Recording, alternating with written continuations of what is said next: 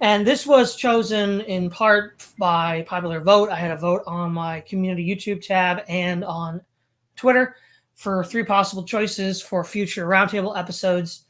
And is the triumph of technology inevitable, aka Veblen's revenge, based on what Logos had mentioned 2 weeks ago with our discussion on the Unabomber, Ted Kaczynski. That was the most popular. So we're going to run with this. And there's broadly 2 ways this question could be looked at. One could be, in history, when the Industrial Revolution began, was the triumph of technology inevitable? And then the second thing was, is the future hegemony of technology inevitable? Now, of course, these are 2 closely tied concepts, but they're not exactly the same. And there's a concept that I've introduced to this discussion, which is in part influenced by Mark Fisher's Capitalist Realism book, where he says that it's easier to envision the end of the world than the end of capitalism, and that people look from our present vantage point into the past and assume that the triumph of capitalism was inevitable. And when I read that, I thought to myself, well, both of those statements are equally true about technology. It's easier to view the end of the world than the end of technology, and it's easier, and people believe it was inevitable. In fact, throughout the Industrial Revolution, and then up till today, whether you want to call that the 4th Industrial Revolution or whatever, the argument was that it was inevitable. So I call this technological realism. And part of the mental framework that we're dealing with is technological realism, the idea that it was inevitable, irresistible, and will continue to be some fixture of the world. Now, the big problem here is that this has only been around for about 200 years, maybe 250 at this point. And what's more likely the case, that everything that has been going before this, which was a very different form of social and economic organization, versus now, is going to be lasting? Well, I mean, there's the slogan, the past is the key to the present and the future. And so the idea is, if we have past norms that are uniform and consistent over time, and this admittedly huge anomaly in the last couple hundred years, is it more likely to assume that this is going to be the new status quo, or is this going to be something that's going to eventually recede again? And that's more of the second question. So the first question is, was technology inevitable? Now, of course, I'm not going to reiterate all my critiques, but the definition I'll run with again is Jacques Ellul, the idea of interlocking technique for the purposes of increased efficiency. And in this regard, efficiency would require communication of information to allow for more advanced processes. So it would lead to the breakdown of things like guilds and barriers to academic and information exchange, as well as modes of production. So obviously a machine using, before machines, you have the division of labor. You have Adam Smith's pin factory, which is itself, I forget, there's some Islamic scholar who comes up with that in the Middle Ages as well. But the idea being that if you have, instead of one guy making all the parts, like, I don't know, a suit of armor would be a good example, you have a skilled craftsman that would make everything. Well, ideally you'd want to have, with the division of labor, one person making each segment to have this efficient process. So the first thing that has to happen before there's an actual industrial technological revolution is a change in thinking. So to illustrate this, the one of the earliest steam engines that we know of, or steam powered devices, was the Elipile by Heron of Alexandria sometime in the 1st century AD, which was just a little steam wheel that would spin. Now, that's kind of been forgotten. And then when the steam engine was invented by James Watt, as far as I know, not many people really knew about it. So you have like 1,600 years of nobody using this technology. Part of it is that even at the beginning of the Industrial Revolution, a lot of these things were just seen as toys. So a big part of the problem for this to become a dominant perspective in the world is that they're just seen as toys. And that's probably why, in part, the Elipile didn't catch on. And furthermore, Heron's invention happens before a lot of other things need to occur. So in the 18th and 19th centuries, due to all sorts of advancements in production and education and transportation, you have this interlocking system that creates the preconditions by which you can have railroads, steel forges, and steam power. And one of the earliest applications of steam power was pumping out water from mines to allow access to coal to power more steam engines. So, but that takes a mental change. A mental change has to happen before you can have this physical change. And that mental change is described by Ivan Illich with the idea of distality, where now the tool itself is distinct from the user and has a telos independent of the user, which at that window, this is the age of before cybernetics, is when you actually get the Industrial Revolution. So there's two ways you can look at the rise of technology. Was it inevitable that the mental shift required to utilize, say, steam power would occur? I don't think it was. I don't think it was inevitable. I don't think there's really hardly any inevitable historical events. So in that regard, based on all these contingent factors, I think it is possible in some other possible universe or some other possible timeline that sort of mental infrastructure was not developed. So something like Heron's Elapile was just seen as a toy and nothing more. The other thing that has to take place is for industrial civilization to occur, you have to finance it. And the capitalization would have been impossible without fractional reserve lending in the modern banking system. And so basically, the reason why the economy can, quote, keep growing based on expected future productivity is machines become more and more efficient and machines produce more and more and more. So, but then you have to keep on then creating more machines to pay for the loans that created the first machines. Well, once you reach the law of diminishing returns and the machines are no longer qualitatively as efficient anymore, then you have a limit whereby you can't then start servicing the debt that you had to have to start this. And then furthermore, the government just sent in the troops to stop anybody from destroying machines, like, for example, the Luddites. When they realized that the steam loom was putting them out of business, they started destroying steam looms. And of course, on their own, the original capitalists who built those could not protect them. So then the government came in. And this occurs during the Napoleonic Wars. So it actually shows you how serious of a consideration this was. So three things had to happen. One, you had to have a mental change about how man relates to tools, the age of distality. You have to have a change in how we do finance so that you can actually capitalize in the present by expecting to have more productivity in the future, which again, without machines, you can't really do very well. And so it's that the first person to make that jump would have tremendous gains, but you'd have to take a really big risk because up to that point, there's nothing like this you could really point to. And then thirdly, that the government has to be on board with supporting this. Now you could say, once they realize they can get military advantages, then of course that's a no-brainer. Yes, but the first time you do it, nobody knows that yet. You still have to make that first jump. And then the fourth thing is, one could have imagined an internationalist movement. See, the socialists didn't want to destroy the machines. They wanted to control them and then redistribute the productivity of the workers. But one could imagine an internationalist Luddite movement that just dismantled all the machines around the world. That did not develop, but if it had developed, one could envision a unified movement that just prevented the development of machines in the first place, and more, societies that were okay with the old way of doing things would just finance them. So, like, Europe before the Industrial Revolution could have just funded Luddite factions in England to keep England from developing industrially. Didn't happen, but could it have happened? Possibly. So that would be the first question. The second question is, will it continue to exist as just a force? Sort of like, at one time you had no states and now you have states. And the state seems to be a rather well-lived, long-lived institution, as much as anarchists would like to roll it back. I think technology is less permanent than the state for a variety of reasons, and I'll just give a few. The first one I've already partly mentioned, the law of diminishing returns. So the expected future economic growth is eventually going to trail off, which means that this financing scheme to keep all this going is going to hit some pretty big roadblocks in the future. I've already mentioned EROIs before, the energy extraction, and I mean cost, not in terms of financial cost, but energy cost.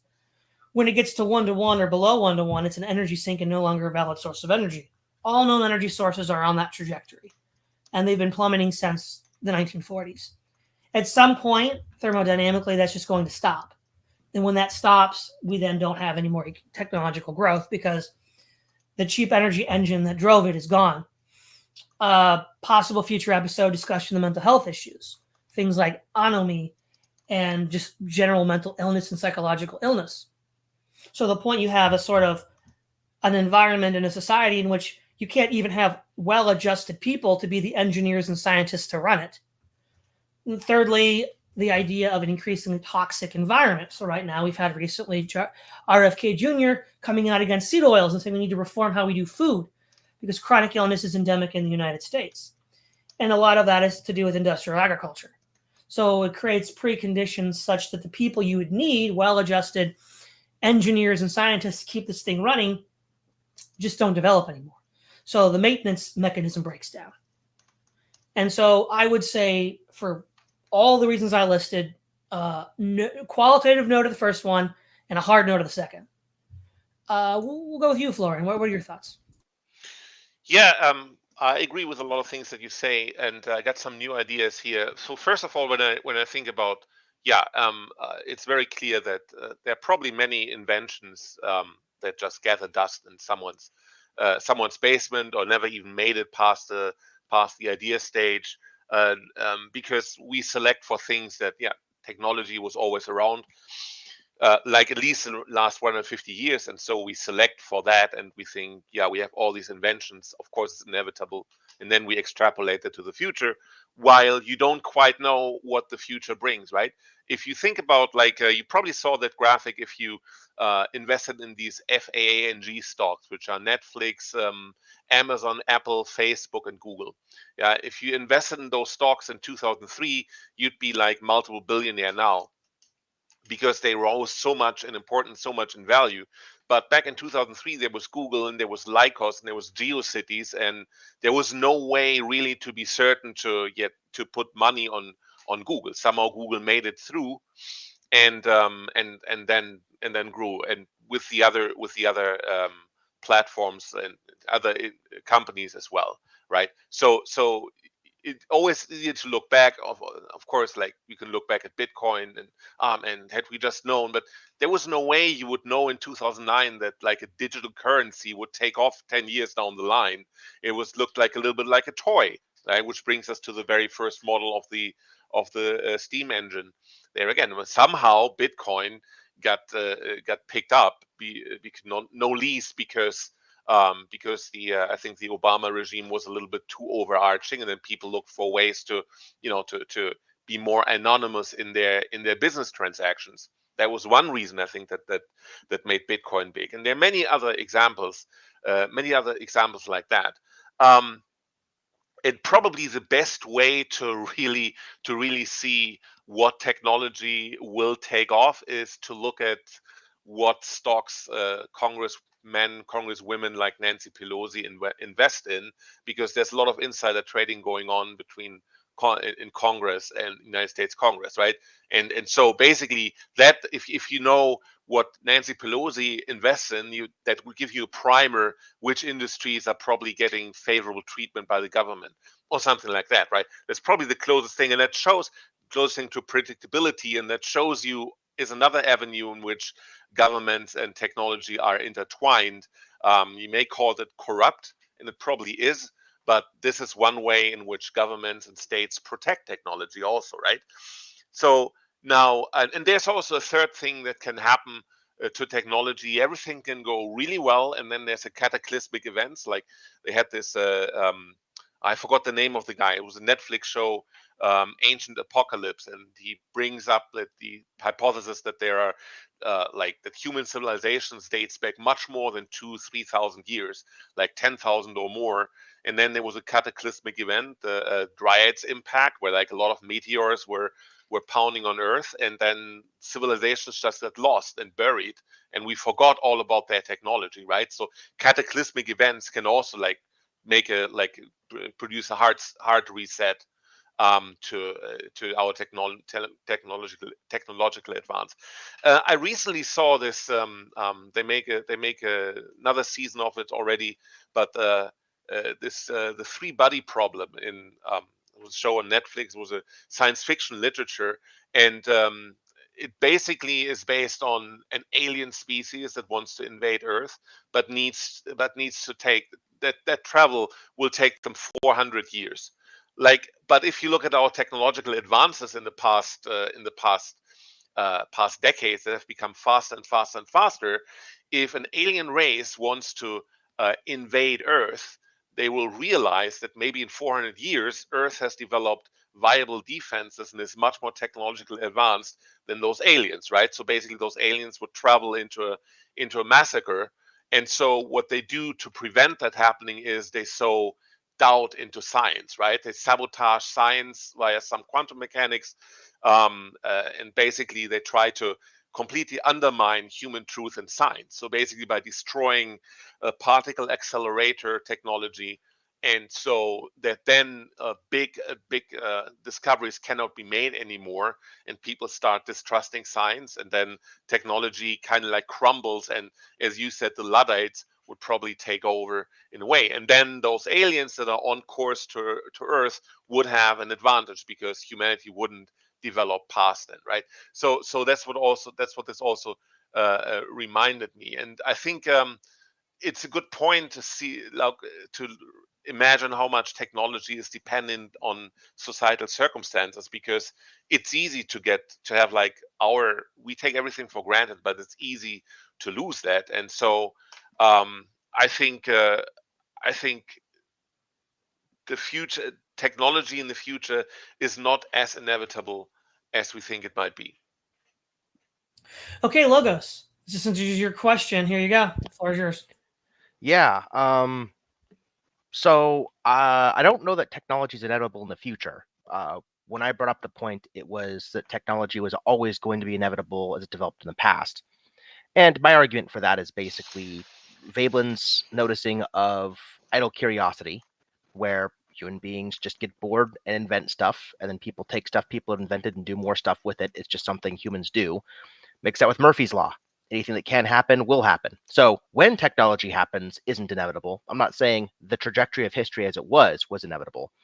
Um, I just think at some time, some place, it was always bound to happen eventually, if by no other means than just random chance. And the thing with technology is, even if it's not viable in the long run, it gives you such a short run advantage that once you see people making tanks and things like that, you're going to want some. And so it just kind of self proliferates until it can't, which gets back to your future discussions. There are a lot of reasons to think that maybe it can't in the future, some reasons to think maybe it can in the future. People are coming up with new energy methods and things like that. I see them on Reddit and whatever, and who knows? But the way in which it proliferates, even if we achieve like hyper efficient energies and things like that, it's tough, because the biggest argument I see against technology is the mental health argument, where people are becoming detached, they're becoming lonely, everything's so efficient. It's like when we have like self-driving drones that just deliver your groceries in a matter of 3 minutes. Who's going to go to the grocery store, right? Who are you going to interact with? And once people, stop interacting with people naturally and needing them for things, all people everywhere will look like an inconvenience to everybody around them, because what do they do really? I mean, everything is automated and hyper convenient. So anybody else is just cutting in line, or, taking a place in line for the resources I could just get at the push of a button, really. Um, they're making rents higher, traffic take longer, so on. So, if you stop seeing people as people you need for something, and they need you for something, and that builds natural community bonds, you just end up seeing people as things in the way. And I think that's heavily contributing to our polarization in society. And so as technology only gets better and this gets more exacerbated, I think that it's probably inevitable that society is just going to crumble into infighting and things like that. And collapse of empire and civil war don't do very well in funding technology. Todd brought up the banks, but another big one is, the Pentagon, the military industrial complex, especially ever since the Manhattan Project. The more strides you make in technology, it seems like, to delve deeper and deeper and deeper into particle physics and things like that, it only gets more expensive to take whatever the next steps are, which means you need more and more and more organized sources of government funding and whatnot to fund them. And so if society gets destabilized from the secondary effects of technology so much that there just is no stable government to fund these things, then we're going to stay put where we are. I think that's the biggest threat to technology in the future, even if I think that, something like this was always going to happen in the past. So I have one quick question for you, Logos, though. If we're talking about like historical past events and historical contingencies, Sure. I mean, the fact that the internationalist opposition to capitalism was socialist. I mean, why couldn't it have been Luddite? Why couldn't, like, the countries that were getting edged out by the Europeans have just funded an internationalist Luddite revolution, and then could that have stopped technology? I mean, they didn't, but I mean, is there any reason why it couldn't have happened? A couple of reasons. I mean, once you see technology providing more stuff, if you're a socialist and your primary concern really is just the equitable redistribution of surplus, your first instinct probably isn't to nuke the surplus. Your first instinct is probably to say, oh, surplus could be great for humanity. It just needs to be distributed better. And you see that in the left today. I mean, that's basically their arguments. A lot of the left today are very technocratic. They borrow a lot from neoliberalism, even if they're socialistic. And they just have completely different aims from the neoliberals, but they have a lot of the same assumptions. And I suspect they would have back then too. Once you see a factory able to churn out just thousands of widgets of stuff that people like want used on a daily basis, it's going to be very hard to voluntarily convince people to give that up. Okay, Keith. Yeah, well, because the subject of our talk is discussion is the triumph of technology inevitable. I tend to look at that from a big picture perspective, in that if we look at known history, I think, well, I'm not a Marxist or historical materialist, but I do think that framework is helpful, because they will talk about how you have these different epochs in history where different technological frameworks and what they call modes of production were dominant. It starts off with the hunter-gatherers, and then we start to see the development of pastoral societies, where after human beings learned how to do animal husbandry and basic horticulture and stuff like that. And then after the invention of the plow and irrigation systems, we start to see the development of agricultural societies. And that was the dominant mode of production for thousands of years. And then as humans developed other abilities like better ships and weapons and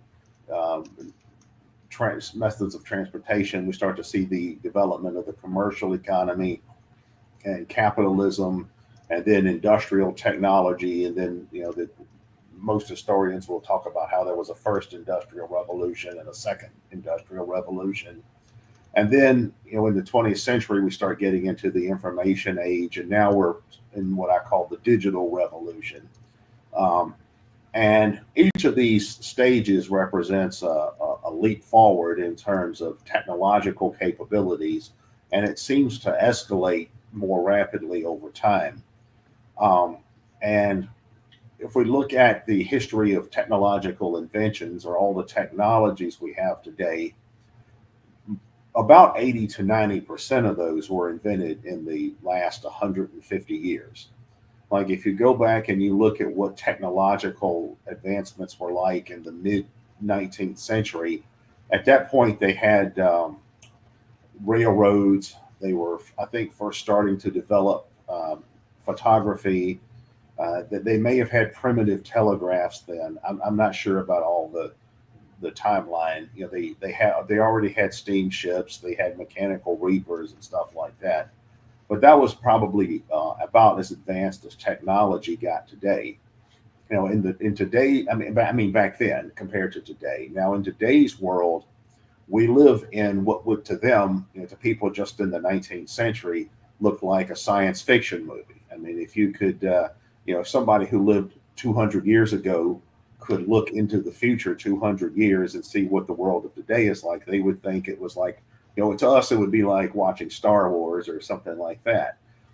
And the people in the early to middle 19th century lived a lot closer to what people in ancient Babylon or ancient Mesopotamia or Egypt lived like than they did compared to us. I mean, we're more different from people 200 years ago than they were from people 5,000 years ago. Certainly in terms of our technology, we can argue there's been no change in human nature or anything like that, but certainly when it comes to technology, that's the case. Now, the big question is, given this big picture, is technological proliferation something that is inevitable in terms of its overall trajectory? I think in the grandest sense, that remains to be seen. I mean, maybe meteors will hit the Earth and that'll be the end of the Earth or whatever.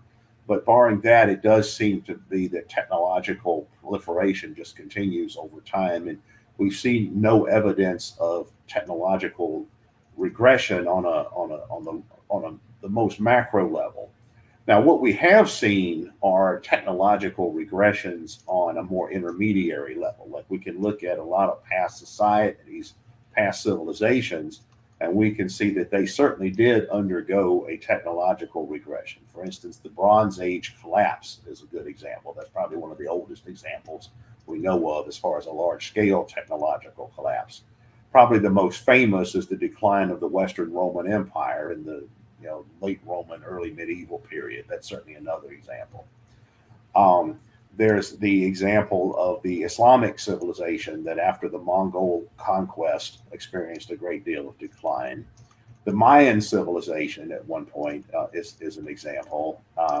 We also see the China, like after the 16th century, underwent a significant decline.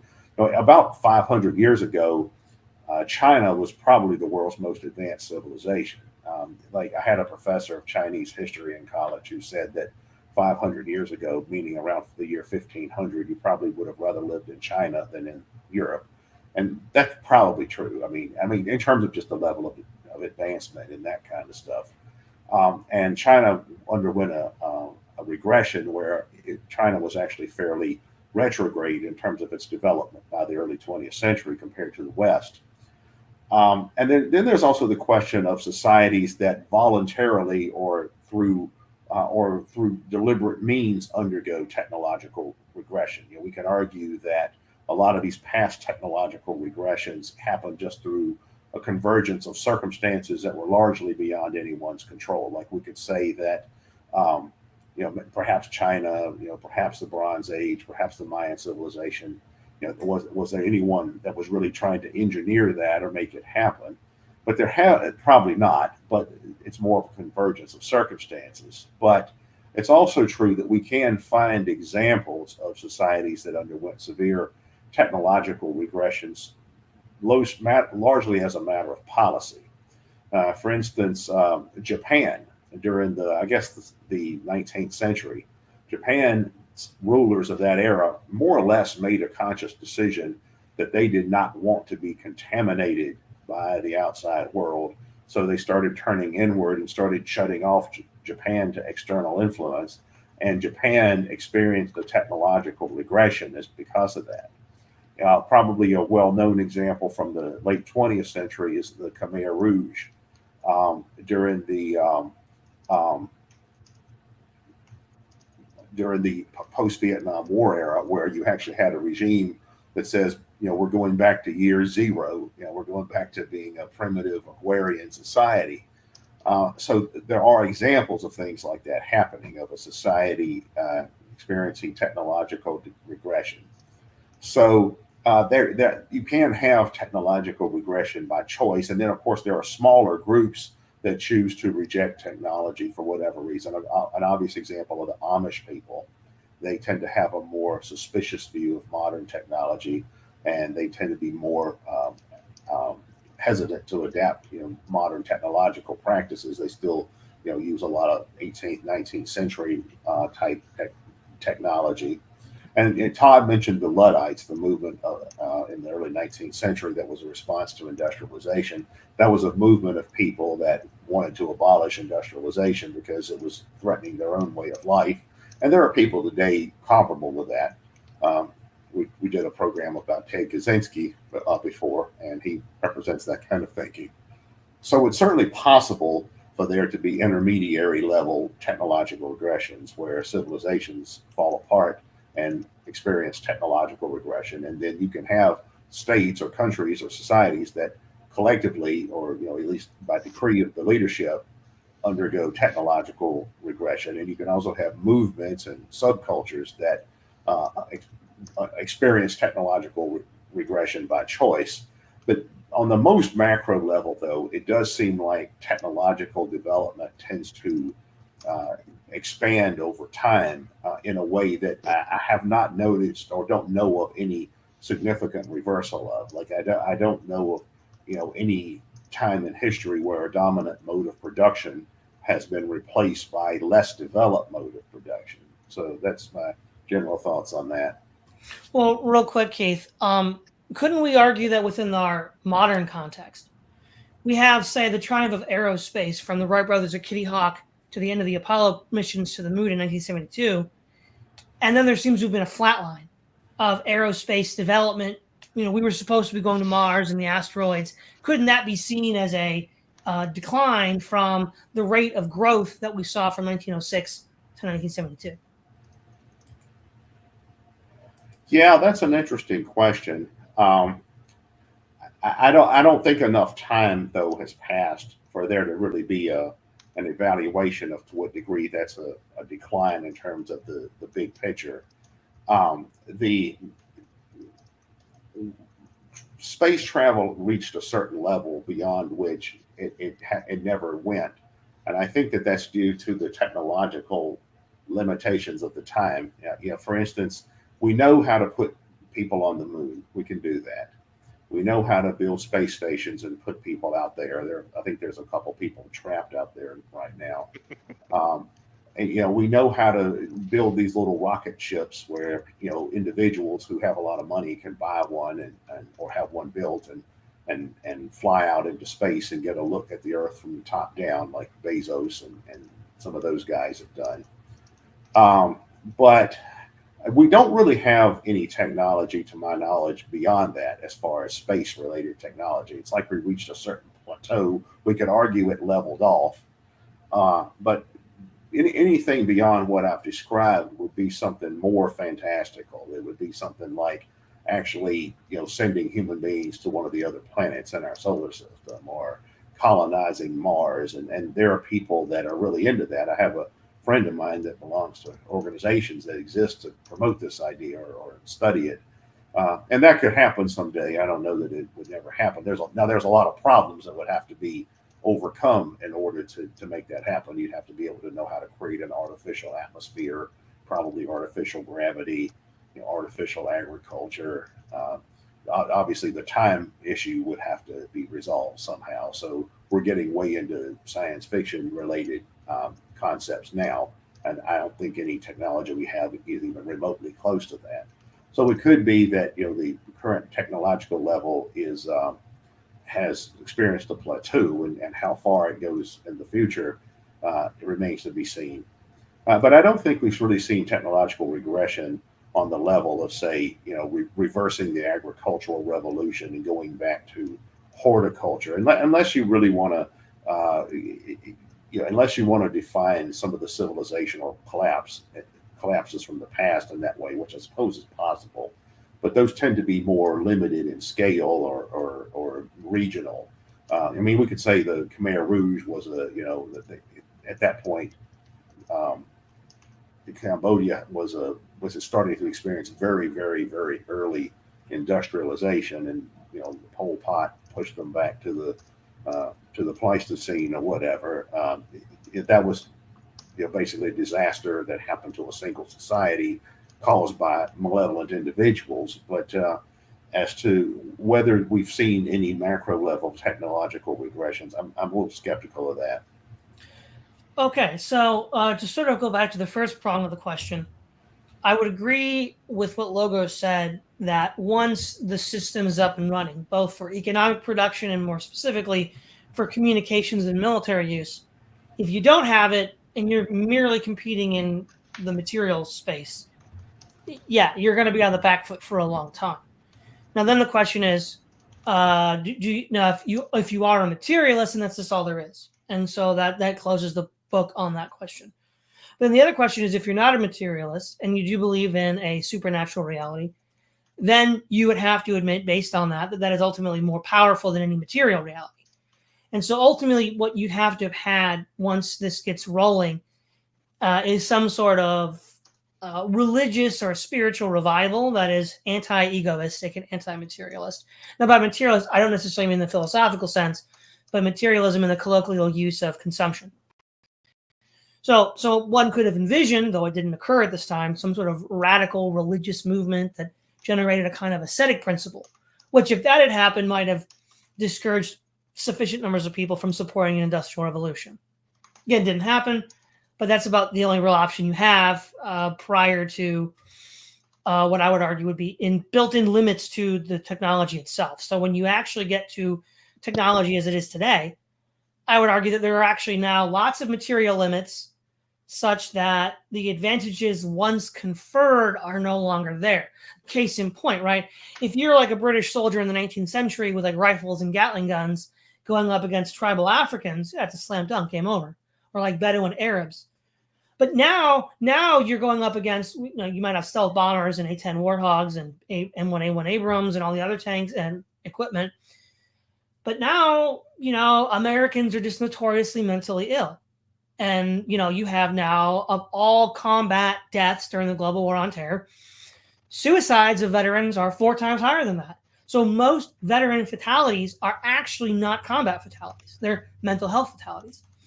And so now, if you have all these crippling mental health issues, does it really matter if you have a B-2 bomber? The Taliban didn't, but they also didn't have mental health issues, not like the Americans did. And so now it becomes an issue of will. This is why I think The Foundation is such an interesting sci-fi novel. Now, obviously, he's positing mentalists and psychics who can manipulate your opinion. But if for whatever reason, due to someone else's will being exerted on yours, or in the case of most people now in the U.S., crippling mental health issues where they can't even muster up the will to get out of bed in most cases, doesn't matter. Right? If you can't even get in the cockpit to pull the stick to fly the B-2 bomber because you've got these crippling mental health issues, it doesn't matter that you have a B-2 bomber. And the other guy that may not have such a sophisticated weapon system but still has the mental health acuity could just act. And while you're waiting to do something, he's already done like 6 actions. Imagine a card game or an RPG where you have action economy. In any given amount of time, you have to take a certain amount of actions. And if the other side just doesn't act because they're paralyzed due to mental health issues, well, they can't win because the other side is just going to keep acting until they can achieve some sort of desirable goal. So I think now it's more of a double-edged sword that the one who uses it, I think the best analogy would be some sort of fantasy analogy. You find some sort of like magical artifact that gives you godlike powers in the short term, but you didn't read the fine print of the contract, and it turns out it sucks the life out of you and destroys your mind. And so you still have this powerful artifact later on in the game, but you can't use it now because your characters has all these negative status effects, confusion, blindness, cripple, right? He can't even use it now because using the artifact gave him these crippling status effects. That's one thing. Second of all, I think there are just material limits. The law of diminishing returns. That's what feeds into the Eroy problem. That's what feeds into the economic growth problem, which is necessary to fund continual capitalization. And once diminishing returns kicks in, I don't know of any rule that says that's not going to happen. It's over.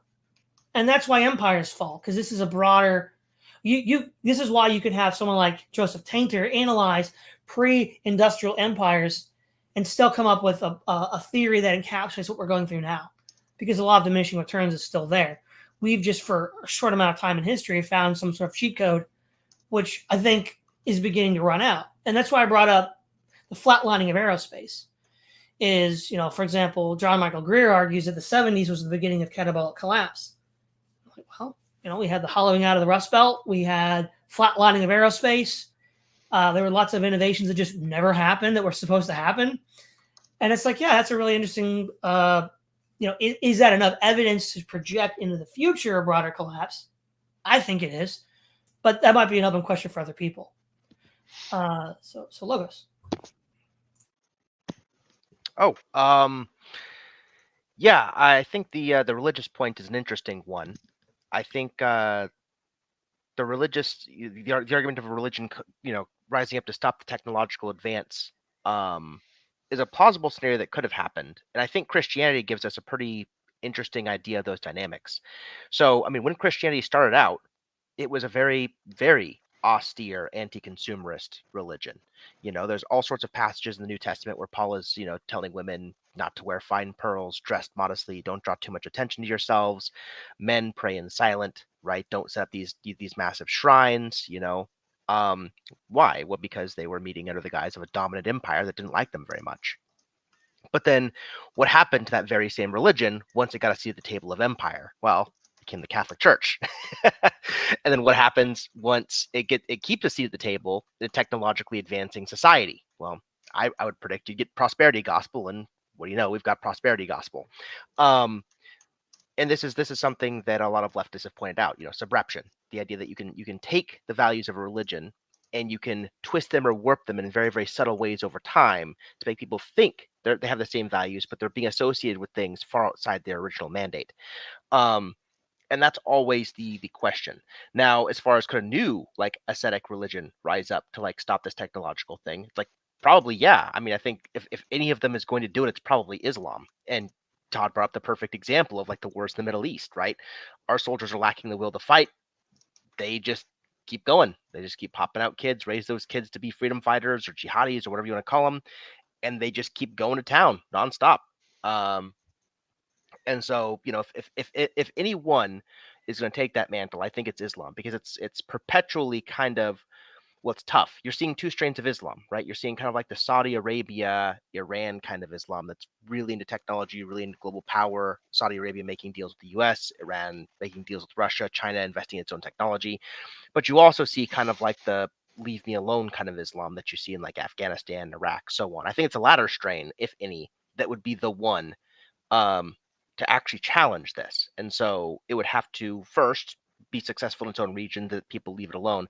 And through immigration and other means, it would have to bring a bunch of people into other countries that could basically become, I don't know a good word for it, spies, you know, cells, whatever, that could destabilize these other countries that have been kind of, screwing with them and undermine their technological advancement in the same way like the third body problem happened, but not aliens.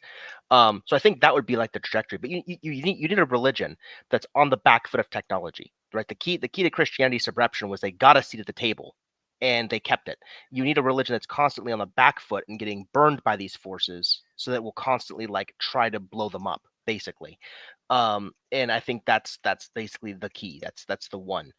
Um, Historically speaking, could that have happened? Yeah, I think so. So here's a historical example of how this could have been undermined, I think, now that I'm thinking about it.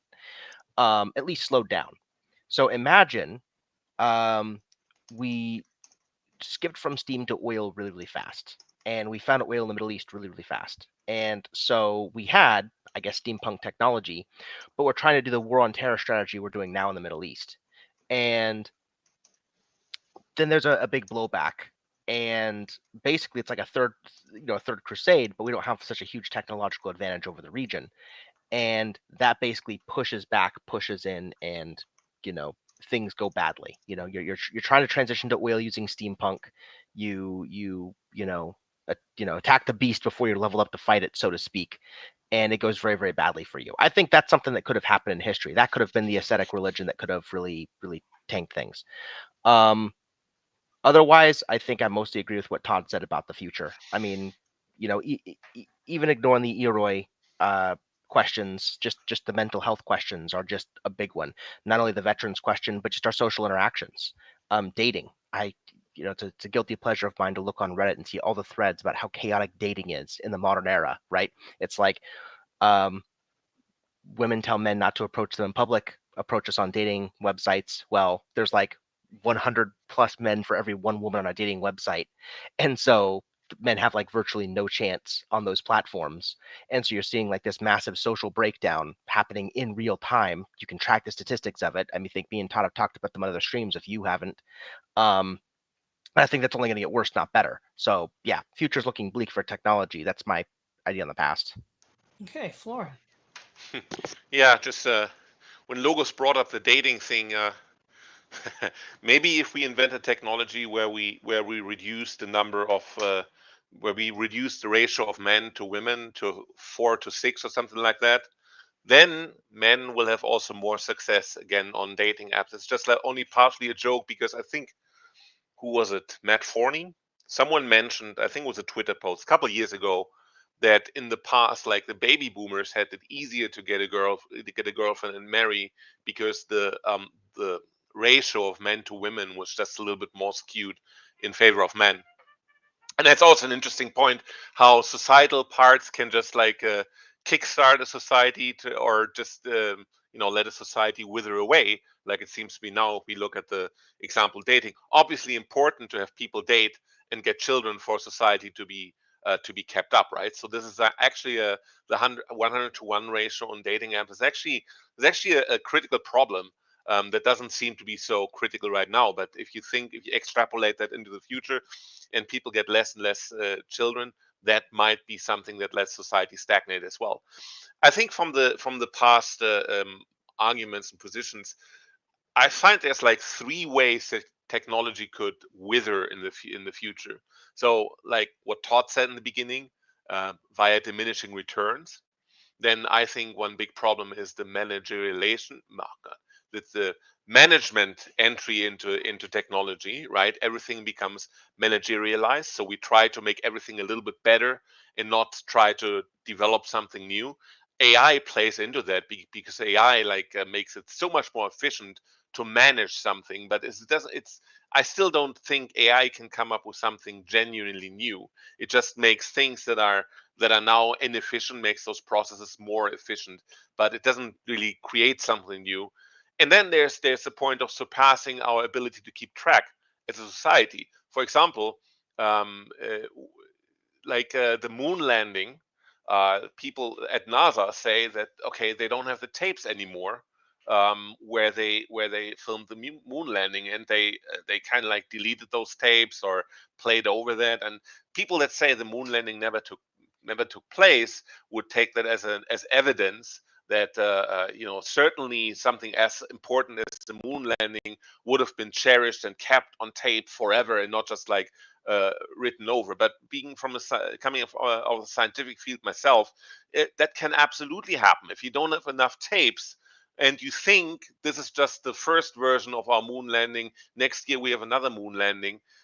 Then you say, okay, yeah, just like let's just play over that. Next moon landings will be better. You don't care so much because you have to make do with the resources you have, right? It is like, but we already see that now. If we have lots of analyses that are done in real time that gather so many data that we can't save them anymore, right? So the only thing we can do is we can analyze them in situ, and then draw our conclusion, let technology draw its conclusions out of it. But one thing is computers becoming more and more powerful. Another thing is how do we gonna store that? So if we can't keep track of the successes of technology in society, then this will also wither away, right? So these three points can either on their own, or they can work together to end technology or lead to a slow decline of technology. And then one last thing I want to say to what Logos mentioned, that um, the leave me alone version of Islam may actually be successful in the future. And I immediately thought about that societies that want to be left alone will always lose against society that want to conquer them. But it's not only willpower that's important. We know that from Afghanistan, nobody has been able to conquer that country. And also the British, just they stopped trying to beat the colonists in the 18th century. And then that was how the War of Independence was won, by that was a war of attrition, right? So the British couldn't bring new resources so quickly over the Atlantic Ocean, and so in the end they just kind of gave up, right? And I think so, definitely yes. If a society wants to be left alone and another society wants to conquer them, doesn't have enough resources to do so, then the society that just wants to be left alone will win out in the end. All right, Keith.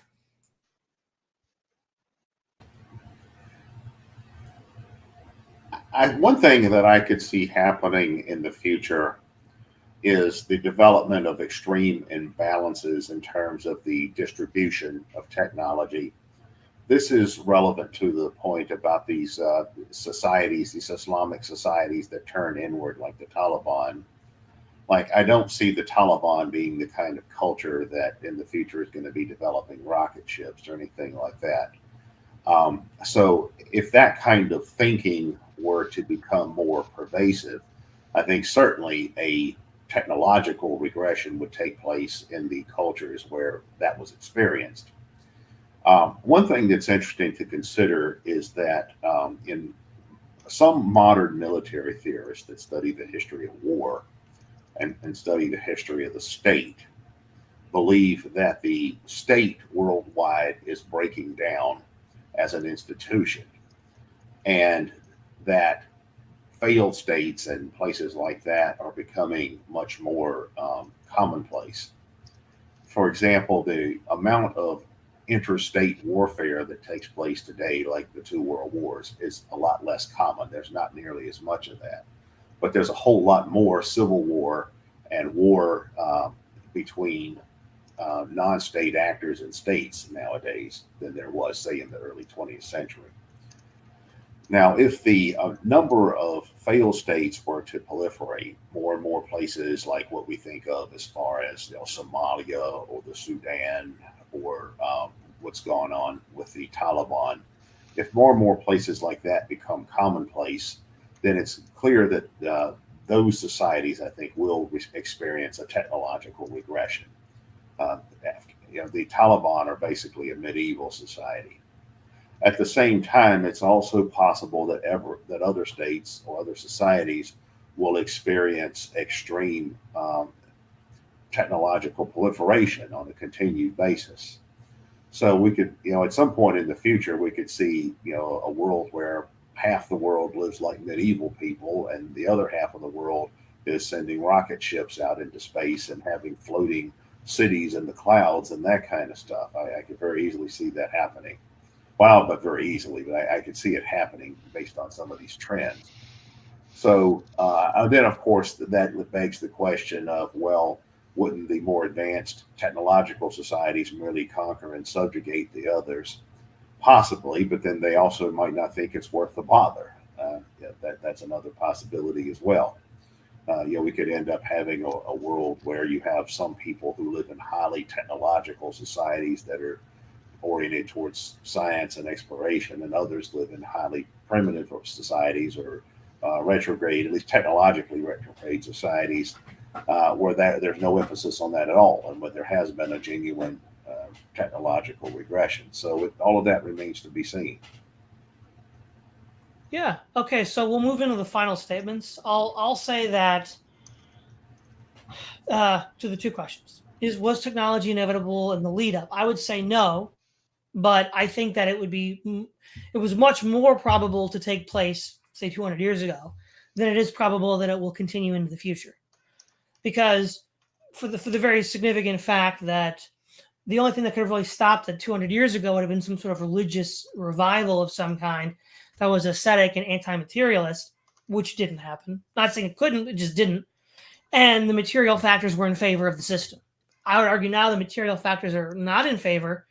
And so even with or without a spiritual revival, I think that in the long run, it's doomed. And I also think, to the spiritual revival angle, we've been so inundated by materialism that it's sort of like the treatment that makes the patient sick. Or for example, in the slave days of the antebellum South, if a slave was caught, say, stealing maple syrup, one of the punishments that the master would give is you feed him so much maple syrup that he vomited. The idea being is, well, you'd never want to do that again. And I think that's sort of what happened with the materialism of post 1945 capitalism. It's basically the master giving you so much maple syrup you vomit. And if that's the case, that could be an impetus for some sort of spiritual or religious revolution. So those are my final thoughts. Logos, final thoughts. I think we about covered it. I don't think there was any way in the past it was going to be stopped. The only question is how much it would have been perpetually slowed down. But I think I'm definitely one of those people that think anything that can happen will happen. And so long as it's a possibility, there's going to be some chain of events that can always be acted upon to kind of bring it about. Yeah, I don't think I've ever had an argument about the future. I think technology is really, really rough, even if, they get their energy part figured out. The social aspect of it, we have no handle on. Capitalism will we continue to have no handle on it, and so it's going to be socially corrosive, even if it still ends up being materially like efficient.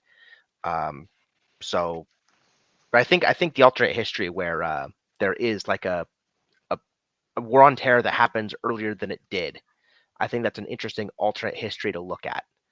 But I guess that's about it for me. Okay, final thoughts, Florian. Yeah, I think that technological development is always triggered by environmental factors, right? I mean, the industrialization wouldn't have come apart really if we didn't have more and more of a need to feed more people, or that was at one point became the motor by which there was always demand for new technology, new industrialization technology, and that kind of stuff, right?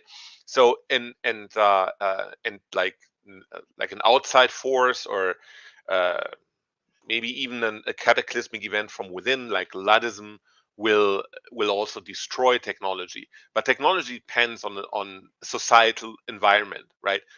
And so in the future, we may find ourselves all expanding with cloud cities, as Keith said, and traveling to Mars, which would be a new outreach of technology, and would promote more technological development. I think we may also go back to a Taliban-like regressive society, or we may actually have a stable dynamic equilibrium between both types of society, right? It could be that there's trade between both societies, and so both kind of leave each other in peace, and there's like some kind of stability that brings this apart. And I think one thing we didn't talk about, and that could also happen, is that technology is purely used for consumerism, right? People live in pods; they get some kind of like probe technology into their stomach, so that's their food, and then they just do VR, right? And they live in a VR world like Ready Player One, and that type of technology. If you use technology only to placate people's consumerist wishes, then the only that could go on for quite a while without bringing humanity forward, right? So, but if you have something like that, if you have the possibility to use technology just to fulfill base instincts, and that was it, that could also lead to societies that are regressive together with societies that are moving forward. Okay, you get the last word, Keith. The point that Todd raised about the correlation between religious revivalism and technological regression is an interesting one.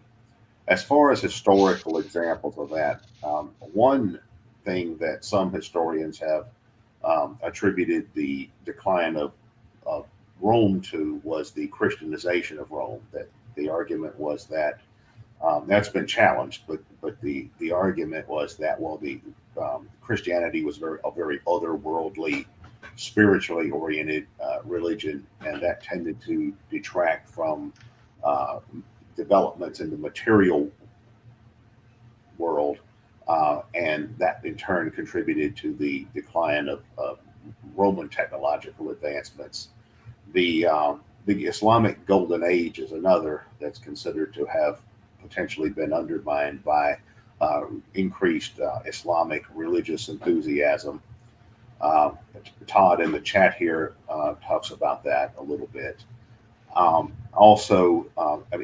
mentioned the Khmer Rouge earlier. Now, the Khmer Rouge aren't a religion per se, but they were an ideology. They were a very fanatical ideology that assumed many of the qualities of a religious cult.